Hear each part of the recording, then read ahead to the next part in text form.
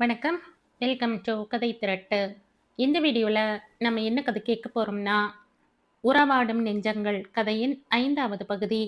நம்ம சேனலை இதுவரைக்கும் சப்ஸ்கிரைப் பண்ணாதவங்க சப்ஸ்கிரைப் பண்ணுங்க. பக்கத்தில் இருக்கிற பெல் ஐகானை கிளிக் பண்ணி ஆல்ங்கிற ஆப்ஷனை ப்ரெஸ் பண்ணுங்க.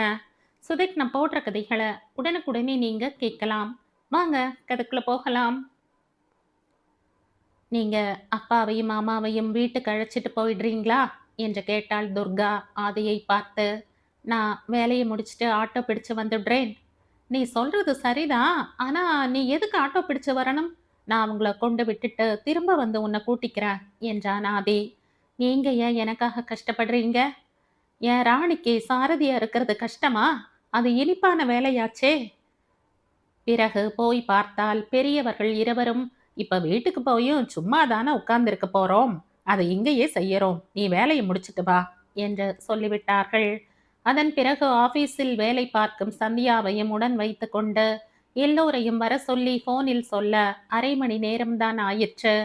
போனில் கிடைக்காதவர்கள் வீட்டுக்கு நேரே போக சொல்லி விலாசம் எழுதி கொடுத்து வாட்ச்மேன் தோட்டக்காரன் இருவரையும் அனுப்பினாள். 1 2 பேர் வீட்டுக்கு ஆயாவை கூட அனுப்பி வைத்தாள்.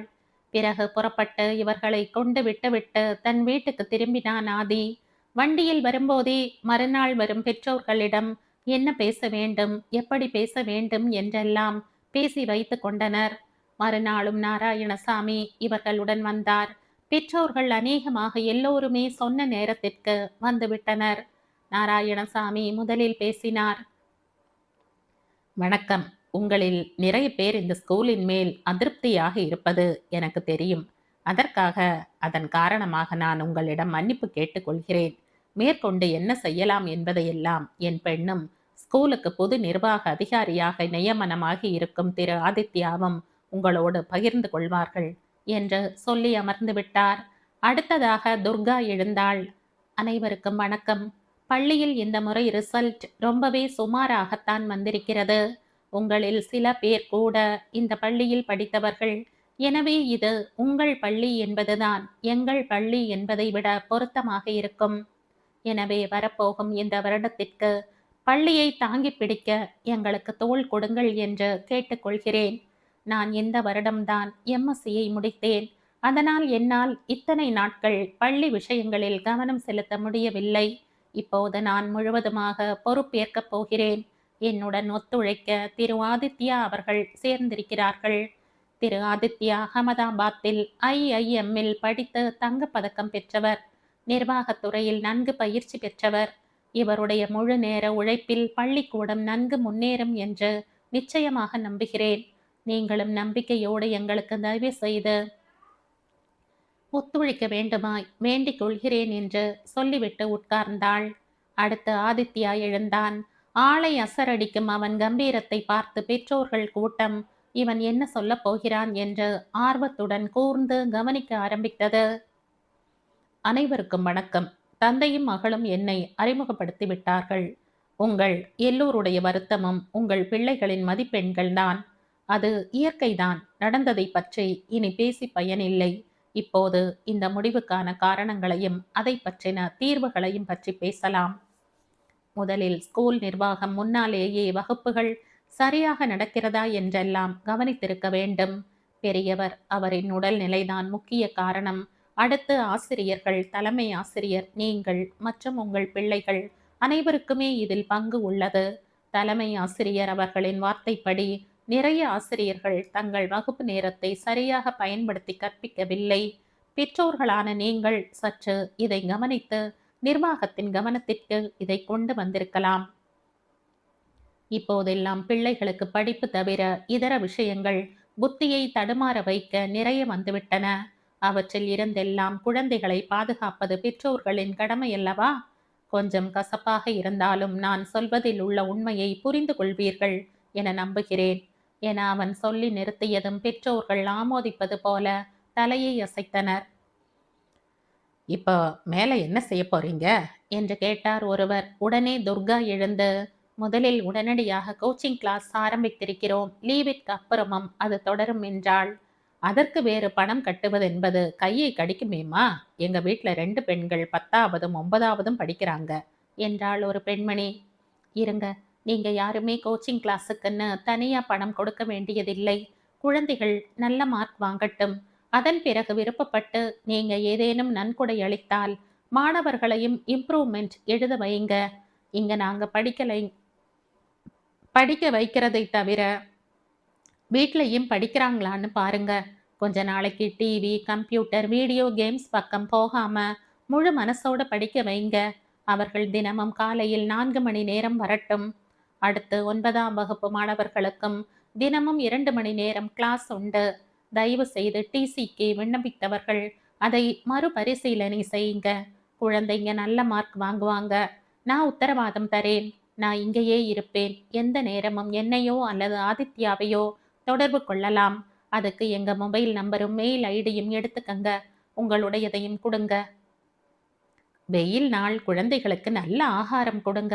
நிறைய திரவ உணவு கொடுங்க என்றாள். இங்க நல்ல குடி தண்ணீர், பாத்ரூம் வசதி எல்லாம் சரியா இல்லையேம்மா என்றாள் ஒரு பெண்மணி. ஆமாம், நானும் கவனிச்சேன். உடனடியா நல்ல தண்ணீருக்கு ஏற்பாடு பண்றேன். நான் தான் சொன்னனே, வரப்போகும் வருடம் மொத்தமும் நான் இந்த பள்ளிக்கூடத்து மேம்பாட்டுக்காகத்தான் செலவழிக்கப் போகிறேன். அது என் தாத்தா கட்டிய ஸ்கூல், அப்பா நடத்தின ஸ்கூல், நான் படிச்ச ஸ்கூல், எங்க ஸ்கூல், ஏன் உங்க ஸ்கூலும் தான். இதை நிச்சயமா நல்லா ஆக்கிடுவேன். நீங்கள் எல்லாம் ஒத்துழைப்பீங்க இல்லையா என்று உணர்ச்சி பொங்க கேட்டாள். ஒத்துழைக்கிறோம் மேடம், நிச்சயமா ஒத்துழைக்கிறோம் என்று அவர்களும் உணர்ச்சி பொங்க கூறினார்கள். அடுத்து நான் 11, 12வது வகுப்புகளுக்கு கூட அனுமதி வாங்க விண்ணப்பிக்கப் போகிறேன். ஏற்கனவே அப்பா விண்ணப்பித்திருந்ததுதான். நடுவில் கொஞ்சம் கவனிக்கவில்லை. இப்போது திரும்ப நான் தீவிரமாக முயற்சிக்கிறேன். உங்க குழந்தைகளோட இம்ப்ரூவ்மெண்ட் ரிசல்ட் வந்து இந்த ஸ்கூல்லேயே படிப்பாங்க, நம்புங்க என்றாள். ஆவேசம் வந்தது போல் அவள் பேசிய விதத்தில் அனைவரும் அவள் பேசியதை முழுவதும் ஒப்புக்கொண்டனர். மேற்கொண்ட விவரங்கள் எல்லாம் நீங்கள் அந்தந்த பாட ஆசிரியர்கிட்ட கேட்டு நேரம் முதலியவற்றை திட்டமிட்டுக் கொள்ளுங்கள் என்று சொல்லிவிட்டு தலைமை ஆசிரியரிடம் தனியாக பேசினார்கள். மேடம், உங்களால கண்டிப்பா இருந்து நாம எதிர்பார்க்கிற ரிசல்ட்டை கொண்டு வர முடியும் என்கிற நம்பிக்கை இருக்கா என்று ஆதி நேரிடையாகவே கேட்டுவிட்டான். பேசாமல் தலை குனிந்து நின்று விட்டாள் தலைமை ஆசிரியர். என்ன பிரச்சனை மேடம் என்று துர்கா கேட்டாள். இல்ல, இதை இத்தனை நாள் நான் இன்னும் கொஞ்சம் தீவிரமா கண்காணித்திருக்கலாமே என்ற வருத்தம். இனி நீங்களும் என்னோடு முழு துணையாக இருப்பதால் கண்டிப்பா என்னால் நல்ல ரிசல்ட் காண்பிக்க முடியும் என்று தோன்றுகிறது. மேடம், கூடவே ஏற்கனவே என்னுடைய அனுபவமின்மையால் தானே ஸ்கூலுக்கு கெட்ட பெயர் வந்தது. திரும்ப நான் தலைமை ஆசிரியராக தொடர்வது சரியில்லையோ என்று தோன்றுகிறது மேடம் என்றாள். அப்படி நினைச்சிருந்தா உங்களை முதல்லயே தலைமை ஆசிரியராக நியமிச்சிருக்க மாட்டாங்களே. இல்லை மேடம், நான் எம்எஸ்சி பிஹெச்டி என்கிறதால தான் என்னை இதுக்கு தேர்ந்தெடுத்தாங்களே தவிர வயசுன்னு பார்த்தா குறைச்சல் தானே. அதுதான் என்னை விட பெரியவங்களை எதுவும் சொல்ல முடியாம கண்டிக்க முடியாம தடுத்து விட்டது என்றாள். சரி, போனது போகட்டும். இனிமே எல்லார்கிட்டையும் கண்டிப்பா இருங்க. அப்பதான் சமாளிக்க முடியும். சலுகைகள் காட்ட வேண்டிய நேரத்துல காட்டலாம். ஆனா எப்பவுமே கொஞ்சம் பயத்துல வச்சாத்தான் வேலை நடக்கும் என்றான் ஆதித்யா. மறுநாளில் இருந்து காலை 8:30க்கு மற்றவர்கள் வருவார்கள் என்றால் தலைமை ஆசிரியரும் துர்காவும் 8 மணிக்கே பள்ளியில் இருந்தார்கள். எல்லோரும் ஒரு புது உத்வேகத்துடன் வேலை செய்ய ஆரம்பிக்க அனைவருக்கும் ஒரு நம்பிக்கை பிறந்தது. இவர்கள் வீட்டில் இருந்து புடவைகள் வாங்க வேண்டிய தங்கள் உறவினர்களை தவிர ஆஷாவின் வீட்டில் யார் யாருக்கு வாங்க வேண்டும் என்று கேட்டு லிஸ்ட் கேட்டனர். நம்ம உறவுக்காரங்களுக்கு வாங்குறதெல்லாம் நாமே போய் வாங்கிட்டு வந்துடலாம் என்றாள் துர்கா. பாவம், ஸ்கூலுக்காகவும் அலைந்து மேற்கொண்டு கடைகண்ணிகளுக்கும் போக வேண்டியிருந்ததில் தினமுமே படுக்கும் வேளையில் அப்பாடா என்றிருக்கும். ஒவ்வொரு நாள் அவளும் ஆதியும் பேசிக்கொள்ளும் போது காலை ரொம்ப வலிக்கிறது ஆதி என்பாள். ஐயோ பாவம், என் ராஜாத்திக்கு நான் கிட்ட இருந்தா நல்லா காலை பிடிச்சு விடுவனே என்பான் ஆதி. ஐய, பெண்டாட்டிக்கு காலை அமுக்குறாராம், சுத்த வீரர் தான் என்பாள் துர்கா. பெண்டாட்டி ஆகும் முன்னமேயே இப்பவே வந்து வேணும்னாலும் பிடிச்சு விடுவேன், பாக்குறையா என் வீரத்தை என்பான் ஆதி விளையாட்டாக. ஐயா சாமி, நீங்க பெரிய வீரர் தான், ஒத்துக்கிறேன், ஆளை விடுங்க என்பாள் அவள். ஒழுங்கா சாப்பிட்றையா இல்லையா? பி காம்ப்ளெக்ஸ் மாத்திரை ஏதாவது எடுத்துக்க ஏன் என்பான். ஒரு நாள் அவன் பேசுவதை கேட்டுக்கொண்டே வந்த பங்கஜம், யாருக்குடா கவனிப்பெல்லாம் பலமா இருக்கு என்று கேட்டாள் சிரித்து கொண்டே. அது இல்லம்மா, இந்த துர்கா தான் ரொம்ப அலையறாளா, அதனால என்ற திக்கி திணறி வழிந்தான் ஆதி. பேஷ், இப்பவே இவ்வளவு கவனிப்பா? நாளைக்கு என் பேரனை வயத்துல வச்சிருக்கச்சே எப்படியெல்லாம் தாங்குவ என்று சிரித்து கொண்டே போய்விட்டாள். அம்மா வந்துட்டு போனாங்க, கேலி பண்ணிட்டு போறாங்க என்றான் ஆதி துர்காவிடம். மானம் போறது, குட் நைட் என்றாள் துர்கா. இவர்கள் பக்கத்துக்காரர்களுக்கு புடவை வாங்கிவிட்டு அவர்கள் பக்கத்துக்காரர்களுக்கு வாங்க போகும்போது ரேவதியை அழைத்தார்கள். நானும் வரனே, சும்மா தானே இருக்கேன் என்ற ஆஷாவும் கிளம்பினாள். அங்கு வந்த, நான் ஏதாவது உன்னை கேட்டாதான் நீ பேசணும், மற்றபடி வாயை திறக்க கூடாது என்று சொல்லி ரேவதி கூட்டி போனாலும் ஆஷா அவர்கள் வாங்கும் போதெல்லாம் ஏதோ ஒன்று சொல்லி கொண்டிருந்தாள். துர்காவுக்கு செலக்ட் செய்யும் போது ரொம்ப சுமாரான ஒரு வெந்தய கலர் செல்ஃப் பார்டர் புடவையை ஆஷா எடுத்து வைத்தாள். ஆஷா, இது என்னத்துக்குன்னு இப்படி எடுக்கிற? அவங்க வீட்டுக்கு ஒத்தைக்கு ஒரு பொண்ணு, நாம நல்லாத்தான் வாங்கணும் என்றாள் ரேவதி. இது நல்லாத்தானே இருக்கு என்று ஆஷா சொல்லவும் எல்லாவற்றையுமே கேட்டுக்கொண்டிருந்த துர்கா, ஆமா ஆஷா, நல்லாத்தான் இருக்கு, இதே இருக்கட்டும் என்று சொல்லிவிட்டாள். இல்ல இல்ல, நீ வேற வேணும்னா எடுத்துக்கோ என்றாள் ஆஷா இழுத்தபடி. சற்று தள்ளி கூட்டி போன ரேவதி, என்ன நீ, அவனுக்கு நாத்தனார், வா போங்கிற, மரியாதை இல்லாம என்று கடிந்து கொண்டாள். நான் எதுக்கு அவளுக்கு மரியாதை கொடுக்கணும்? அவருக்கு துர்கா தங்கை தானே. ஆனாலும் அவ உன்னை விட பெரியவ, நல்லபடியா அக்கான்னு கூப்பிடு, அப்படி நினைச்சு பழகு, மரியாதையும் கொடு, அதான் சரி என்றாள் ரேவதி. வேறொரு நல்ல நாள் பார்த்து கூரை புடவை வாங்க போனார்கள். போகும்போதே தனலட்சுமி தீர்மானமாக சொல்லிவிட்டாள்.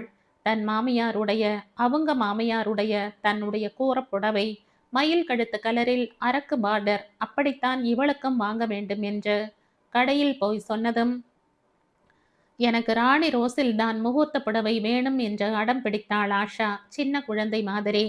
ராணி ரோஸும் வாங்கிக்கோ, வேற சந்தர்ப்பத்துல கட்டிக்கோ, ஆனா முகூர்த்த புடவை எங்க வீட்டுல 3 தலைமுறையா அதே கலர் தான் வாங்குற வழக்கம்ங்கிறதுனால அந்த கலரே வாங்கிக்கோ என்றாள் துர்கா. அந்த ராணி ரோஸ்ல தான் கூரப்புடவை வாங்கணும்னு ரொம்ப நாளா நினைச்சுக்கிட்டு இருந்தேன், அதைத்தான் எடுத்துட்டேன் என்றாள் ஆஷா.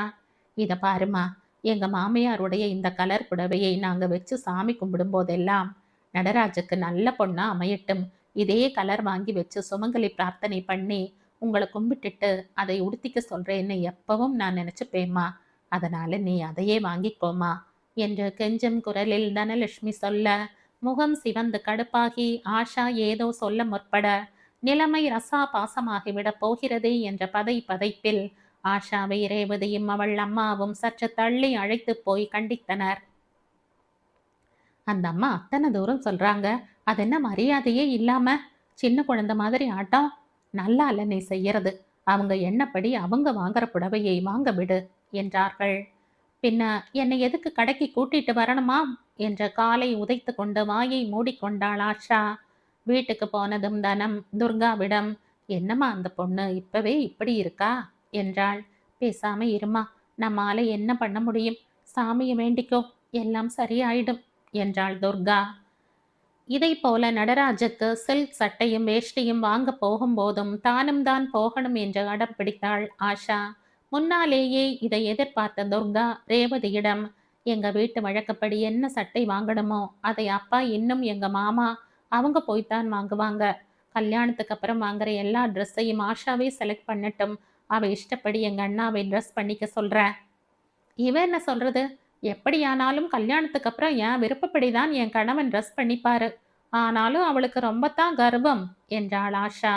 ரேவதி அவளிடம், ஆஷா நீ பேசுறது சரியில்லை, அவ நல்ல பொண்ணாத்தான் தெரியறா, நீயா தப்பான எண்ணங்களை வளர்த்துண்டியானா எப்படி அங்க போய் இருக்க போற என்றாள்.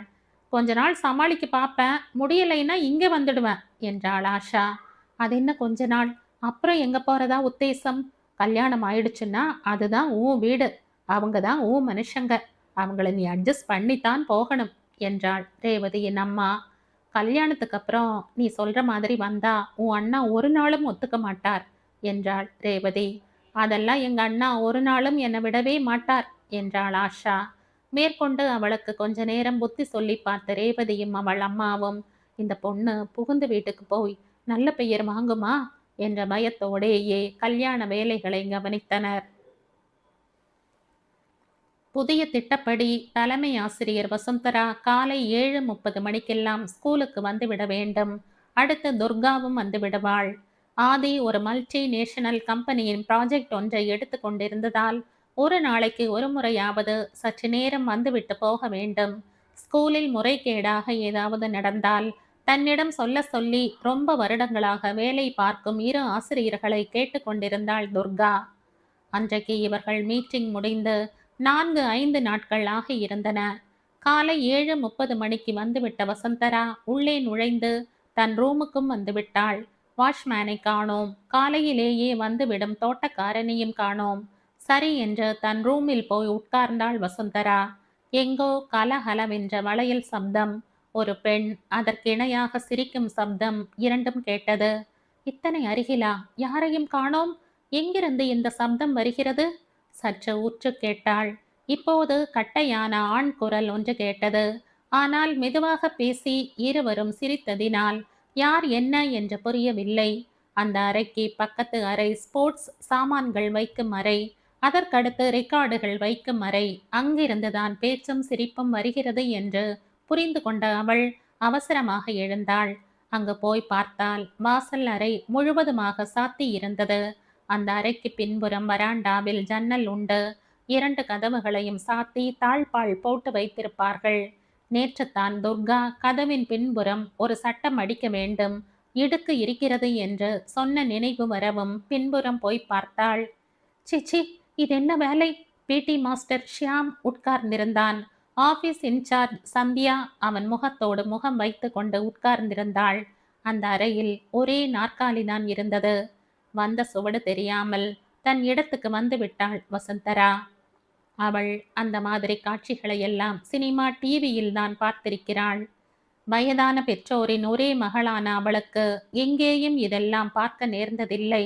ஏதோ இவள் தப்பு செய்து விட்டாற் போல குப் என்று இவளுக்கு வேர்த்து கொட்டிவிட்டது. இந்த பெண் சந்தியா சின்னவள்தான். போன வருடம்தான் காலேஜில் டிகிரி முடித்துவிட்டு இங்கு வேலையில் சேர்ந்திருக்கிறாள். ஷியாம் 6 வருடங்களாக இங்கிருக்கிறான். என்ன அசிங்கம்! பள்ளிக்கூடம் என்பது கோவில் அல்லவா? இங்கு போய் இப்படி செய்கிறார்களே! இன்னும் என்னவெல்லாம் நடக்கிறதோ? இதை கண்டிப்பாக துர்காவிடம் சொல்லித்தான் ஆக வேண்டும். ஆனால் எப்படி சொல்வது? சொல்லவே வெட்கமாக இருக்கும் போலிருக்கிறதே என்று நினைத்து கொண்டாள். அவள் ரூமை விட்டு வெளியே வந்து சற்று உலாத்தினாள். வாசல் அருகே அவள் வரும்போது சந்தியா அவள் தன் ஆபீஸ் ரூமுக்கு வருவது தெரிந்தது. வேறு பக்கம் நடந்து கொண்டிருந்து விட்டு உள்ளே வந்தாள். இப்பதான் வரீங்களா மேடம் என்று சந்தியா கேட்டாள். ஆமாம்மா, நீ? நான் வந்து கொஞ்ச நாழி ஆச்சு. ரெக்கார்ட்ஸ் பேப்பர்ஸ் மேடம் என்றாள். அப்படியா என்று தன் அறைக்குள் போன வசந்தரா கவனமாக பார்த்து கொண்டிருந்தாள். கொஞ்ச நேரத்தில் ஷியாம் தன் ரூம் கதவை திறந்து கொண்டிருந்தான். தான் தனியாக இருக்கிறோம், இவர்களிடம் வாய் கொடுக்க கூடாது என்று வசுந்தரா சும்மா இருந்தாள். கொஞ்ச நேரத்தில் துர்காவும் வந்துவிட்டாள். ஆதித்யா அவளை இறக்கி விட்டுவிட்டு தன் வேலை ஒன்றிருக்கிறது, பார்த்துவிட்டு வருகிறேன் என்று சொல்லி போனான். துர்கா தான் பொறுப்பேற்று கொண்டதும் அந்த பெரிய ஹாலில் இன்னும் 2 டேபிள் சேர் போட சொல்லிவிட்டாள், தனக்கும் ஆதிக்குமாக. சற்று நேரத்தில் ஆதியும் வந்துவிட அவனும் துர்காவுமாக அவரவர் இருக்கைகளில் அமர்ந்தனர். சந்தியா மும்முரமாக வேலை செய்து கொண்டிருந்தாள். சற்று நேரத்தில் ஷியாம் உள்ளே வந்தான், தனக்கு வேண்டிய ஸ்போர்ட்ஸ் சாமான்கள் லிஸ்டுடன். வசந்தராவுக்கு தான் கண்ட காட்சியை துர்காவிடம் சொல்ல சந்தர்ப்பமே கிடைக்கவில்லை. கொஞ்ச நேரம் கழித்து துர்காவும் ஆதியும் மட்டும் இருக்கும் நேரம் பார்த்து துர்காவிடம், மேடம், உங்ககிட்ட கொஞ்சம் தனியா பேசணும் என்று ஒரு பேப்பரில் எழுதி நீட்டினாள். அதன் பிறகு துர்கா, ஆதி, வெளியில் எனக்கு கொஞ்சம் வேலை இருக்கு, போயிட்டு வந்துடுறேன் என்று சொல்லிவிட்டு வகுப்புகளுக்கு இடையே இருந்த காலி இடத்துக்கு போனாள். பின்னாலேயே வசந்தராவும் போனாள். என்ன விஷயம் சொல்லுங்க வசந்தரா என்று கேட்டாள் துர்கா. மேடம், இது ரொம்ப தர்ம சங்கடமான விஷயம். எப்படி சொல்றது, நீங்க எப்படி எடுத்துப்பீங்கன்னே தெரியல, தயக்கமா இருக்கு என்றாள். நான் வந்த உடனேயே கவனிச்சேன், நீங்க வழக்கம் போல இல்ல. எதுவானாலும் தயங்காம சொல்லுங்க.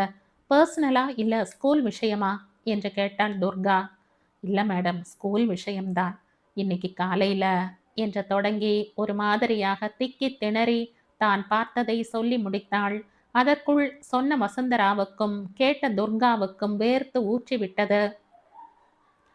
சரி, நீங்க போங்க வசுந்தரா. இதை எப்படி டீல் பண்ணலாம்னு யோசிக்கிறேன். என்கிட்ட சொல்லிட்டீங்கல்ல, இனிமே நான் பார்த்துக்கிறேன் என்று கூறிவிட்டாள் துர்கா. அடுத்த 1 மணி நேரம் கழித்து வசுந்தரா வந்து, மேடம், ரொம்ப தலைய வலிக்குது. நான் வீட்டுக்கு போகலாமா என்று கேட்டதும் அவளுடைய நிலைமை புரிந்து சரி என்று சொல்லிவிட்டாள் துர்கா. கொஞ்ச நேரத்துக்கு பின் ஆசிரியர்கள் மாணவர்கள் எல்லோரும் வந்து அவரவர் வகுப்புகளுக்கு போன பிறகு சன்னமான குரலில் ஆதித்யாவுடன் இந்த விஷயத்தை தலை குனிந்து கொண்டே விவாதித்தாள். வயசு வேறென்ன என்று அவன் சொன்னாலும் ஸ்கூலில் இந்த மாதிரி ஒழுங்கீனத்தை எல்லாம் ஒரு நாளும் அனுமதிக்க கூடாது என்றான். சரி, என்ன பண்ணலாம் சொல்லுங்க என்றாள் துர்கா. ஆமா, தோட்டக்காரனுக்கும் காவல்காரனுக்கும் இதெல்லாம் தெரிஞ்சிருக்குமா அல்லது அவர்களுக்கு தெரியாமல் நடந்திருக்குமா? அவர்களுக்கு தெரிந்திருந்தால் அவர்களையும் ஒரு பிடி பிடிக்க வேண்டியதுதான் என்றான் ஆதி. அப்பா காதுக்கு இதெல்லாம் போக வேண்டாம் ஆதி என்று கேட்டுக்கொண்டாள் துர்கா. அடுத்தது இருவருமாக சந்தியாவை அழைத்தனர். துர்காவுக்கு அவளை பார்க்கவே பிடிக்கவில்லை. ஆனாலும் ஆதி, ஒரு பெண்ணை நான் விசாரிப்பது முறையாக இருக்காது, நீ கேளு என்று சொல்லிவிட்டு நாற்காலியை தொலைவில் போட்டுக்கொண்டு லேப்டாப்பை தன் மடியில் வைத்துக்கொண்டு உட்கார்ந்து விட்டான். காலையில எத்தனை மணிக்கு வந்த என்று துர்கா அவளை கேட்டாள். சீக்கிரமே வந்துட்டேன் மேடம் என்றாள் சந்தியா. தோட்டக்காரனும் வேலைக்காரனும் அப்ப இருந்தாங்களா? நான் கவனிக்கல மேடம், கதவு திறந்திருந்தது.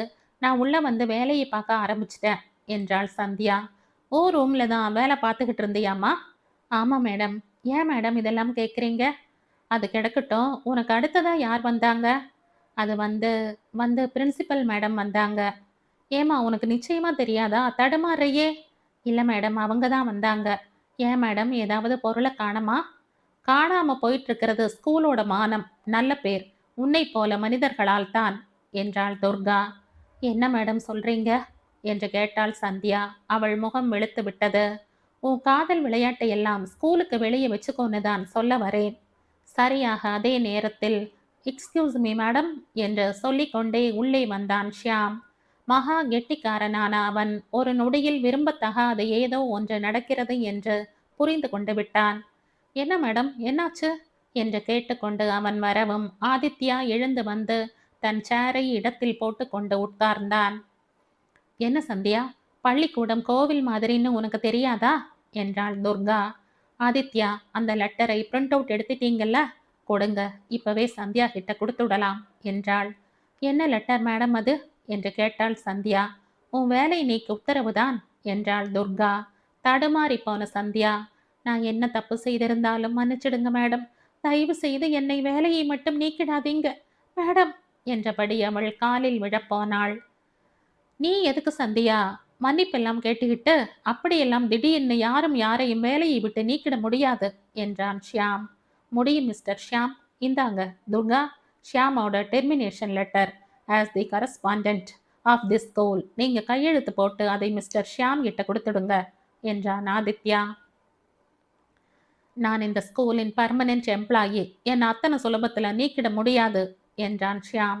ஒழுங்கீனத்துக்கு நடவடிக்கையாக நிர்வாகம் எந்த கடுமையான நடவடிக்கையையும் எந்த நேரமும் எடுக்க முடியும் என்றான் ஆதி அலட்டிக் கொள்ளாமல்.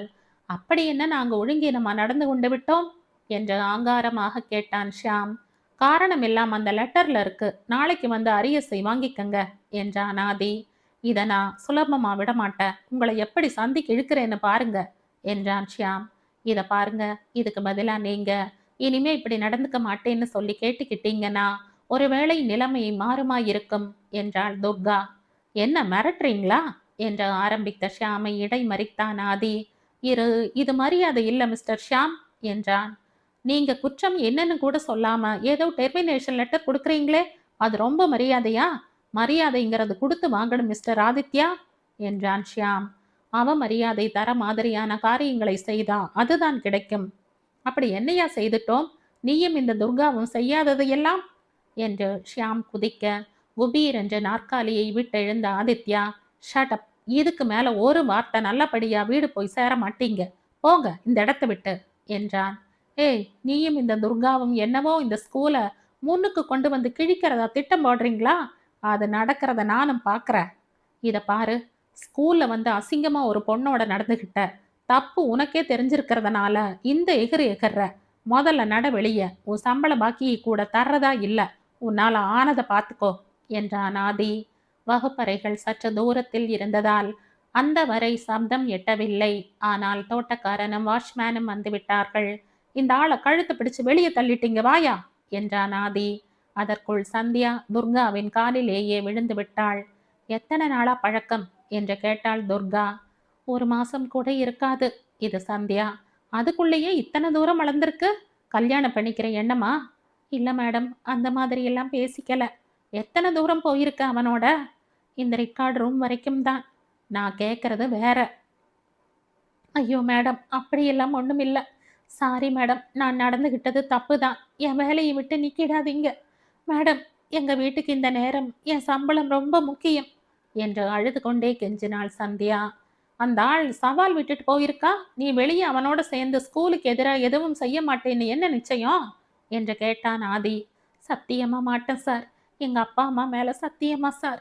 இனி அந்த ஆளை பார்க்க நேர்ந்தா கூட பேச மாட்டேன் என்று மறுபடியும் கெஞ்சினாள் சந்தியா. ஒரு 10 நிமிஷம் வெளியே இரு, நான் திரும்ப கூப்பிடுறேன் என்றாள் துர்கா.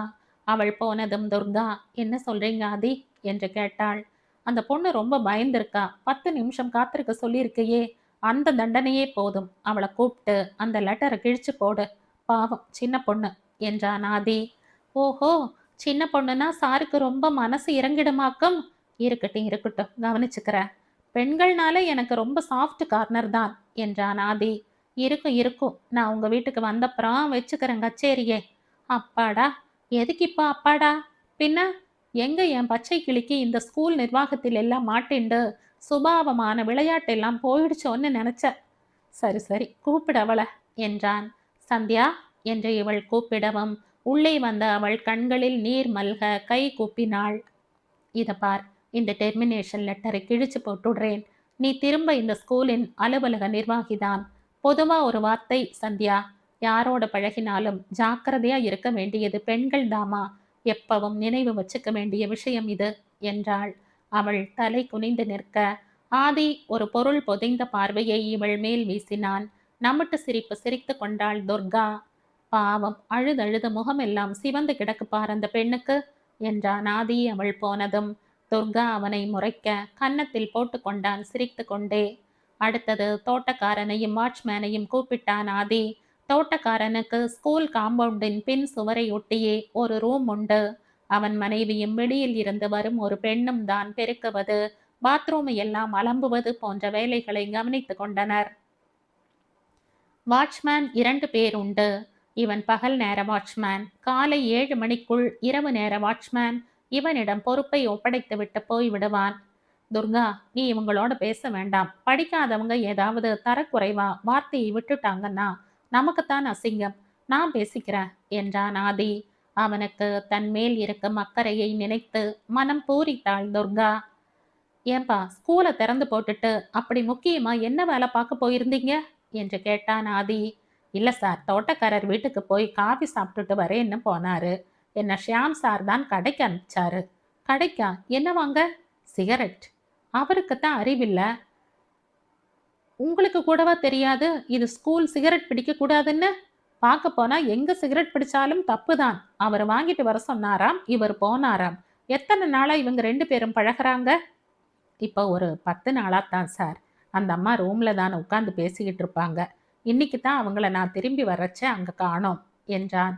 சரி, உனக்கு தொடர்ந்து இங்க வேலை செய்ய இஷ்டமா, இல்ல ஷியாம் மாதிரி வெளியே போறீங்களா 2 பேரும் என்று கண்டிஷனாக கேட்டான் ஆதித்யா. சார் சார், மன்னிச்சிடுங்க சார்.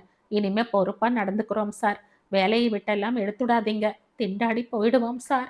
குழந்தை குட்டியோட நடுத்தெருவில் நிற்க வேண்டி இருக்கும் சார் என்று இருவரும் மாறி மாறி கெஞ்சினார்கள். திரும்ப திரும்ப மன்னிப்பு கேட்டார்கள். சரி சரி, போய் வேலையை பாருங்க. திரும்ப இப்படி நடக்க இடம் கொடுத்தீங்கன்னா உங்களை தூக்கிடுவேன் என்றான் ஆதி. ரொம்ப தேங்க்ஸ் சார். தேங்க்ஸ் மேடம் என்று சொல்லி சல்யூட் அடித்தபடி அவர்கள் வெளியேறினார்கள். அதன் பிறகு ஆதியும் துர்காவும் வேலையில் மூழ்கிவிட்டனர். கல்யாண நாள் நெருங்க நெருங்க ஆஷாவின் அட்டகாசம் அதிகரித்து கொண்டே போயிற்று. கூரை புடவை எடுத்து வந்த அன்றே நடராஜிடம் உன்னை சந்தித்தே ஆவேன் என்று அடம் பிடித்து வீட்டிலும் ஏதோ சொல்லிவிட்டு டோனி கடைக்கு வந்து விட்டாள். நடராஜும் அங்கு வர வழக்கமான ஆஷாவாக இல்லாமல் அவனிடம் பொரிந்து கொட்டி தீர்த்தாள். இது என்ன உங்க வீட்ல எல்லாமே உங்க தங்கச்சி உங்க அம்மா இஷ்டப்படிதான் நடக்கணுமா? எனக்குன்னு அபிப்பிராயமே கிடையாதா? இவர்கள் இரைந்த குரலில் வாக்குவாதம் செய்யவே டோனியும் உள்ளே இருந்து வந்து பார்த்தான். அவனிடமும் பெரியதாக நியாயம் கேட்டாள். நடராஜுக்கு ஏற்கனவே நாசுக்காக பாதி விஷயங்கள் சொல்லி இருந்தாள் துர்கா. அதனால் அவன் ஆஷா நினைத்தபடி பொங்கி எழவில்லை. இத பார் ஆஷா, பம்பு தும்பு எல்லாமே 2 வீட்டிலும் ஒத்துக்கிட்டு கல்யாணம் நடக்கிறது பெரிய விஷயம். அப்படி இருக்கும்போது இந்த விஷயங்களை எல்லாம் நீ பெருசு பண்ணாத. கல்யாணத்தின் போது நீ உடுத்திக்கிற புடவை எல்லாம் பத்தித்தான் அவங்க பேசினாங்களே தவிர அப்புறம் உன் இஷ்டம் தானே. நீ கொஞ்சம் பொறுத்து போறது தான் நல்லது. கல்யாணம் ஸ்மூத்தா நடக்க வேணாமா சொல்லு என்றான். நீ இப்படி உன் தங்கச்சிக்கு தான் பறிஞ்சு பேசுவியா இருக்கும். நான் தான் ஏமாளி. ஏய், என்ன சொல்ற ஆஷா நீ? நட்ரா சொல்ற நியாயம் தானே? யோசிச்சு பாரு என்றான் டோனி. போ டோனி, உங்களுக்கெல்லாம் புரியாது. நான் ரொம்பவே இன்சல்ட்டா ஃபீல் பண்றேன் என்றாள் ஆஷா. ஆஷா, எதையுமே நாம எடுத்துக்கிற விதத்துல தான் இருக்கு. நீ கிளம்பு. கொஞ்சம் பொறுமையா இரு. அந்த ஒரே யோசனை தான் நான் உனக்கு சொல்வேன். உங்க அண்ணா நாம 2 பேரும் சந்திக்க கூடாதுன்னு சொல்லியிருக்கார். அனாவசியமான உரசல் எல்லாம் எதுக்கு? நீ கிளம்பு என்றான் நடராஜ். நீ என்னோட நடராஜ் தானோன்னு எனக்கு சந்தேகமா இருக்கு. இத பார், இப்ப நாம பொறுப்பா நடந்துகிட்டு கல்யாணத்தை முடிச்சுக்கணும். அதுதான் முக்கியம், சரியா என்றான் நடராஜ். அரை மனதோடு கோபமாக கிளம்பி போனார்கள். கிளம்பி போனாள் ஆஷா. நடராஜ் டோனியிடம், டே எனக்கு பயமா இருக்குடா. இவளை கல்யாணம் பண்ணிக்க முடிவெடுத்ததே தப்போன்னு வீட்டுக்கு வந்து ஒத்திருப்பாளான்னு கவலையா இருக்குடா. ஏய் போடா, அவ ஒரு பிடிவாதக்காரி. அனுபவம் வேற கிடையாது. கொஞ்ச நாள் ஆனா எல்லாம் சரியாயிடும், கவலைப்படாத என்றான் டோனி. அன்றைக்கு ரேவதி, அவள் அம்மா, அப்பா, ஆஷா எல்லோரும் உட்கார்ந்து ரிசப்ஷனில் என்ன மியூசிக் புரோகிராம் வைக்கலாம் என்று பேசிக் கொண்டிருந்தார்கள். அமெரிக்கையா ஒரு பாட்டு கச்சேரியை வச்சுடலாம் என்று பெரியவர்கள் இருவரும் சொல்ல, ரேவதி ஆஷாவின் முகம் போன போக்கை பார்த்தவள், இல்லம்மா, லைட் மியூசிக்கே வைக்கலாம் என்றாள். லைட் மியூசிக்ல இப்ப லேட்டஸ்டா தாரகா ட்ரம்ஸ்காரங்க பாட்டு தான் எனக்கு வேணும், அதுதான் லேட்டஸ்ட் என்றாள் ஆஷா. இல்ல ஆஷா, அத்தனை மாடர்ன் ட்ரூப்பை கூப்பிட்டா அவங்க ரொம்ப லேட்டஸ்டான குத்துப்பாட்டா பாடுவாங்க. பெரியவங்களுக்கெல்லாம் பிடிக்காது. யாரு, நம்ம அத்தை மாமாவுக்கா? இல்லம்மா, உங்க அத்தை மாமா அவங்க உறவுக்காரங்க எல்லாருக்கும் பிடிக்க வேண்டாமா?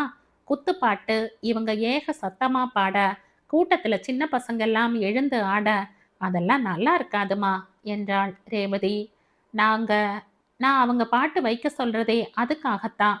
என் சிநேகிதங்க, நட்ராஜ் சிநேகிதங்க எல்லாரும் ஆடுவாங்க. ஒரு ஸ்டேஜில் நானும் நட்ராஜும் கூட ஆடுவோம். மஜாவா இருக்கும். அண்ணி, என் ஃப்ரெண்டு கல்யாணத்துல என்ன கலாட்டா தெரியுமா என்றாள் ஆஷா. அவங்க வீட்டு கலாச்சாரம் அப்படி இருந்திருக்கலாமா. நம்ம வீடுகளுக்கெல்லாம் அது சரிப்பட்டு வராது ஆஷா என்றாள் ரேவதி. அது மட்டும் இல்லாம உங்க அண்ணனுக்கே அதெல்லாம் பிடிக்காதுமா என்றாள் ரேவதியின் அம்மா. எங்க அண்ணனை பத்தி எனக்கு தெரியாததா உங்களுக்கு தெரிஞ்சிடுச்சு? இது என் கல்யாணம் தானே. என் இஷ்டப்படி எதுவும் நடக்காட்டா என்ன அர்த்தம்? சி, எனக்கு ஒண்ணுமே பிடிக்கல என்று சொல்லி விருக்கென்று எழுந்து போனாள் ஆஷா. ஆஷா சொன்ன வார்த்தைகளிலும் அவள் நடந்து கொண்ட விதத்திலுமாய் மனம் புண்பட்டு போன பெரியவர்கள் இருவரும் எழுந்து போய்விட்டனர். இந்த கதையின் தொடர்ச்சியை அடுத்த பதிவில் கேட்கலாம்.